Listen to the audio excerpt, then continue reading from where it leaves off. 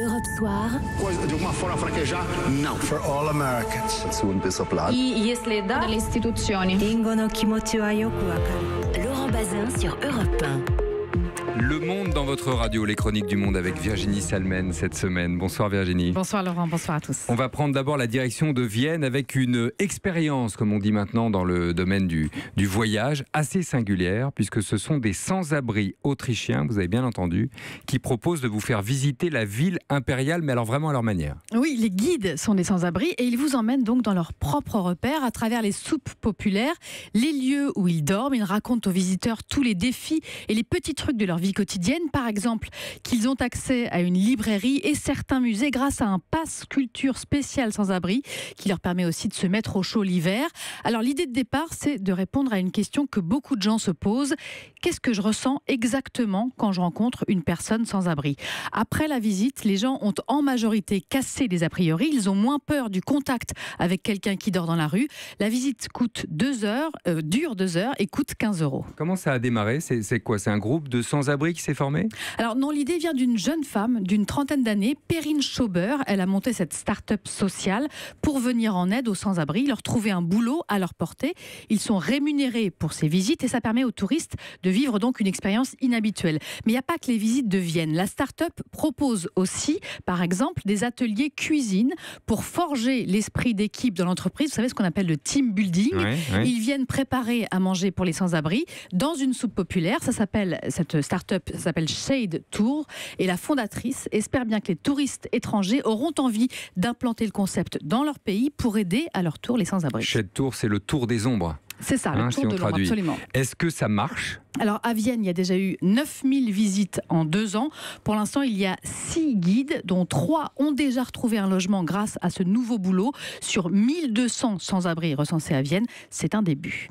Voilà, des dessous de Vienne, si j'ose dire. On va maintenant partir en Chine. Vous retrouvez Sébastien Le Belzic à Pékin pour Europe 1. Bonsoir à vous.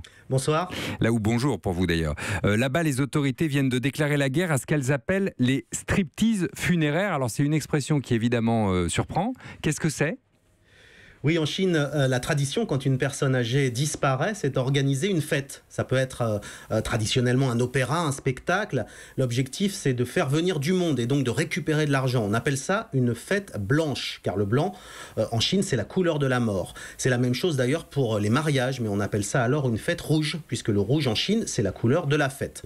Alors évidemment, plus le spectacle est attractif et plus la famille récupère de l'argent. C'est surtout valable dans les campagnes de Chine et aussi à Taïwan. C'est une tradition qui remonte ici au XVIIIe siècle, à la dynastie des Qing. Alors c'est vrai que ces dernières années, il y a eu des dérives avec des spectacles particulièrement vulgaires, voire même obscènes, et c'est striptease, où on invite donc la famille du défunt, invite des stripteaseuses qui viennent s'effeuiller pour attirer un maximum de monde. En gros, on paye pour un spectacle qui est interdit normalement, mais comme il s'agit de funérailles, eh bien les autorités ont longtemps fermé les yeux. Mais ces derniers temps, la police a mis un terme à cette pratique, allant jusqu'à créer une hotline, un numéro de téléphone que l'on peut appeler pour dénoncer ces spectacles en échange bien sûr d'une récompense.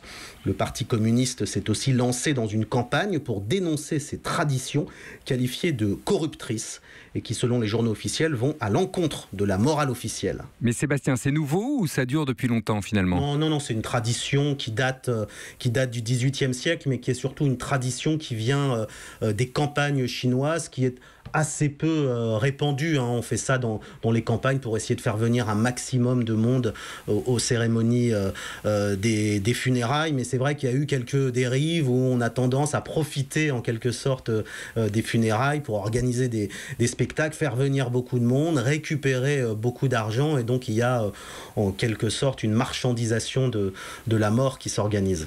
Merci beaucoup Sébastien Le Belzic, donc en Chine, à Pékin, pour Europe 1. On va partir au Venezuela d'un mot, Virginie, si vous voulez bien, puisque les Vénézuéliens, on l'apprend, ont perdu 11 kilos en moyenne l'an dernier. C'est pas un régime, Non. C'est la pénurie alimentaire. Absolument, c'est une étude qui vient d'être publiée. Plus de 60% des Vénézuéliens interrogés ont déclaré s'être réveillés en ayant faim au cours des 3 derniers mois. Près d'un quart d'entre eux mangent au mieux 2 repas par jour. La situation s'aggrave puisque l'an dernier, la même étude montrait que la population avait perdu en moyenne 8 8 kilos. C'est naturellement une conséquence de la grave crise économique et politique que traverse le pays. Et puis en Allemagne, on connaît les difficultés de la mairie de Paris avec une décision du tribunal administratif sur les voies piétonnes qui a donc retoqué ce dispositif. En Allemagne, on attendait aujourd'hui une décision sur l'interdiction des vieux diesels en centre-ville. Ça a été reporté ? Oui, la justice devait trancher cet après-midi. Finalement, les juges disent avoir besoin de débattre en profondeur de cette question cruciale. C'est problématique chez eux aussi. Ils ont remis leur décision un mardi prochain. La décision tant attendue concerne les véhicules diesel d'avant 2015 avec une interdiction les jours de pic de pollution. C'est un très gros enjeu pour la puissante industrie automobile allemande. À Paris, donc, ces véhicules pourraient être interdits de circuler d'ici 2 ans. Merci Virginie Salmen. Europe 1.